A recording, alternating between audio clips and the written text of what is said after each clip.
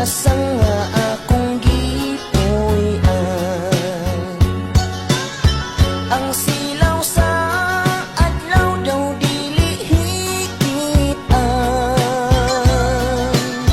Ang dahon sa kahoy kung sa hangin buipon daw sa makapahon. Sa imong pahiyon gihangad kong langit ug nagpakiluoy. Nga maako unta ang gugma mo ingkaw. Ang akong kakabus ug imong dawaton isaad ko indan.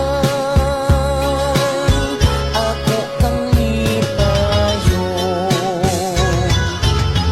pagkahabog inday sa